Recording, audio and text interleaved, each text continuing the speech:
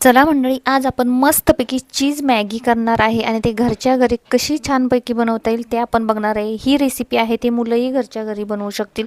चला तर मग आपण रेसिपीला सुरुवात करूया। इथे मी 2 मीडियम आकाराचे कांदे घेतलेले आहेत, एक छोटं गाजर घेतलेले, एक शिमला मिर्च घेतलेली आणि टोमॅटो घेतलेला आहे। आता सुरुवातीला आपण इथं कांदा घेतलेला आहे तो कट करून घेतलेला आहे। गाजर, शिमला मिर्च आणि टोमॅटो आहे तेही एकदम बारीक चिरून घेतलेले। टोमॅटो मी याच्यामध्ये अर्धा घेतलेला आहे। त्यानंतर आपण ही मॅगी घेतलेली, मॅगीचे पॅकेट आपण कट करून घेऊया।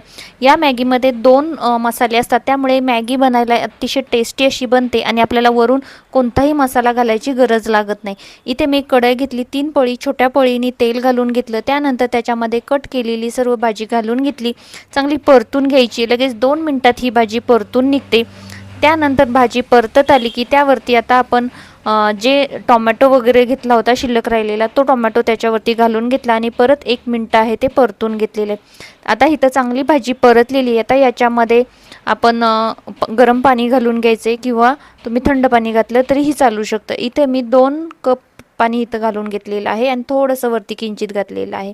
आता इथं 2 पॅकेटमध्ये 4 पॅकेट आहेत ते मसाल्याचे आलेले, ते 4ही पॅकेट याच्यामध्ये घालून घेतलेले, त्यांना चांगलं मिक्स करून घ्यायचे। याच्यावरती कोणताही दुसरा मसालाचा वापर करायचा नाही, फक्त मी कश्मीरी लाल तिखट ती थोडीशी टाकलेली आहे याच्यामध्ये, बाकी कोणताही मसाला याच्यामध्ये ॲड केलेला।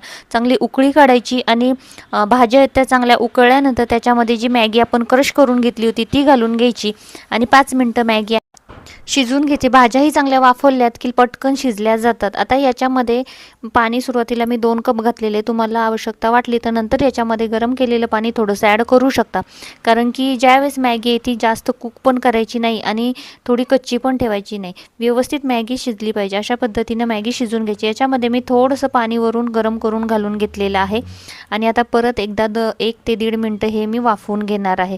तर बघू शकता याच्यामध्ये मी कोथिंबीर घालून घेतलेली आणि आता मॅगी आहे ती सुकायला सुरुवात झालेली। आता याच्यामध्ये आपण जे अमूलचं चीज येतं ते मी 2 क्यूब घालणार आहे। तर बघू शकता काय मस्त असं कलर दिसतोय आणि हे त्याच्यामध्ये चांगलं मिक्स करून घ्यायचं आहे। 2 आपण जर मॅगीचे पॅकेट घेतले तर त्याच्यासाठी 2 क्यूब वापरायचे आहेत। आता हे चांगलं मिक्स करून घेऊया। गॅस एकदम स्लोवरती ठेवला आहे किंवा तुम्ही बंद केला तरी चालू शकतं।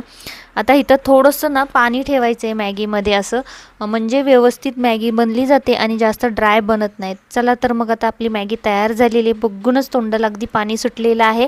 तर आपण सर्व करून घेऊया आणि टेस्ट करून बघूया कशी झालेली आहे ती। तुम्हाला ही रेसिपी आवडली असली तर नक्की बनवून बघा आणि आवडली असेल तर चॅनलला सबस्क्राईब करायला मात्र विसरू नका। याची संपूर्ण रेसिपी तुम्हाला संगीता सोमी किचनवरती पाहता येईल।